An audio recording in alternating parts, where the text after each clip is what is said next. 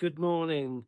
As you can see, I'm back in my home village, and behind me you can see our village's display for Remembrance Sunday, which is the 11th of the 11th. The village always come together as a community and do a nice display, but a lot of people wonder why the poppy is so significant on Remembrance in Britain. Originally, the poppy was picked because of the devastating effect that the First World War had, being a mechanical war compared to previous wars, and the earth that was blown up by bombs and shells, completely obliterating man and land, dug up lots of seeds which grew as poppies. This was noted by a doctor who was fighting in the First World War, a Canadian called John McCrae, and he did a poem called Flanders Field. This was a very poignant poem about the devastation of modern warfare. This was picked up on because there was a reference to poppies growing in the disturbed ground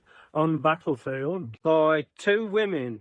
One was an American professor called Mona Mitchell, and the other one was a French woman called Anna Goering. Because of these two women, the poppy became a very poignant symbol for peace and remembrance for the First World and later on to the Second World War. And in 1921, Britain took on this symbol of the poppy and used it in a society called the Royal British Legion. And so that's a very short history of where we get the poppy from.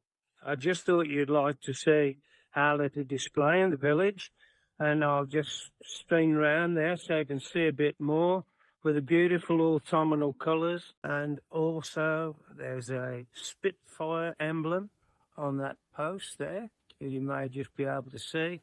And just in the distance there behind me is our war memorial to commemorate the lives that were lost so that we'll never forget them for the First World War and the Second World War. And of course, unfortunately, conflicts which are still going on in the world today. I hope you've enjoyed that brief history of remembrance in Britain, and I'll see